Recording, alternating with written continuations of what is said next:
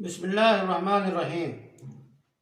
آپ نے سوال کیا ہے کہ اس حدیث کا کیا مطلب ہے، من علق تمیمۃ فقد اشرک۔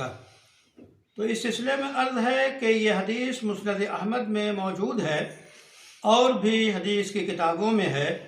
اس کا ترجمہ واضح ہے کہ جس نے تعویذ کا استعمال کیا اس نے شرک کیا۔ اب اس حدیث کا مطلب کیا ہے، اس سلسلے میں علامہ ابن تیمیہ اور دیگر شراح حدیث وضاحت کرتے ہیں کہ ایسا تعویذ یا ایسا گنڈا جس میں شرک کے جملے استعمال کیے گئے ہوں، شرک کے الفاظ استعمال کیے گئے ہوں، تو ایسا تعویذ اور ایسا گنڈا جس میں شرکیہ جملہ ہو، یقیناً اس کا استعمال کرنا شرک ہے۔ یا یہ کہ تعویذ کو اسی کو اثر ڈالنے والا، اسی کو فائدہ کرنے والا یقین کرتا ہو تو بھی شرک ہے۔ جیسے کہ کھانا کھانا، اگر کوئی یقین کرے کہ کھانے ہی سے بھوک مٹتی ہے تو یہ خود شرک ہے۔ بھوک مٹانے والی ذات اللہ تعالیٰ کی ہے۔ اسی طرح ایسا تعویذ جس میں شرکیہ جملے نہ ہوں بلکہ اس میں قرآن کی آیات ہوں یا ایسے الفاظ ہوں جن کے معنی معلوم ہوں تو اور وہ صحیح معنی ہوں تو اس کے استعمال میں حرج نہیں ہوگا۔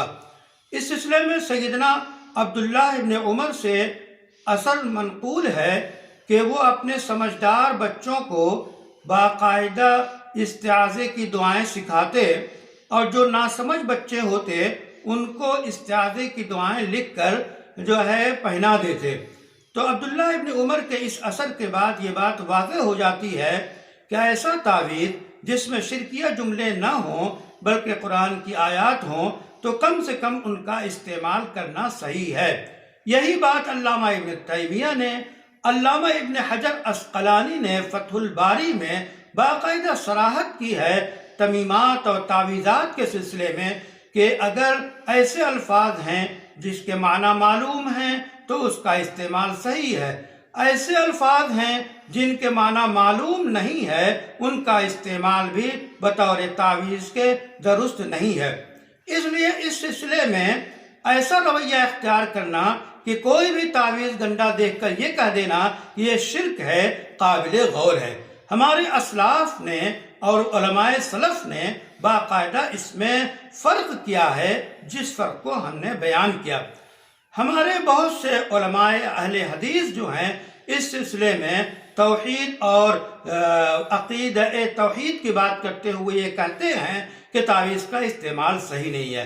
اس سلسلے میں بھی وضاحت یہ ہے کہ بخاری کی وہ روایت جس میں رسول اللہ صلی اللہ علیہ وسلم نے فرمایا کہ کچھ لوگ بے حساب و کتاب جنت میں جائیں گے جو نہ پھونکتے ہیں نہ پھونک مارتے ہیں نہ رقیہ کراتے ہیں، تو ظاہر ہے کہ اگر اللہ پہ بھروسہ مکمل ہو اور کسی طرح کا کوئی تعویذ استعمال نہ کرے تو یہ بڑی اچھی بات ہے۔ لیکن سورہ فاتحہ پڑھ کے دم کرنا، معوذتین پڑھ کے دم کرنا، یہ ان ادعیہ معصورہ اور منقولہ میں ہے جن کا استعمال کی تلقین ہے بلکہ کرنا چاہیے۔ بات رہی تمیمہ اور گنڈے اور تعویذ کی تو اس کے سلسلے میں وضاحت کر دی گئی۔ اس سلسلے میں وہی موقف ہمیں اختیار کرنا چاہیے جو ہمارے علماء سلف نے احادیث کی تشریح میں سمجھا ہے۔ محمد ارشد فاروقی۔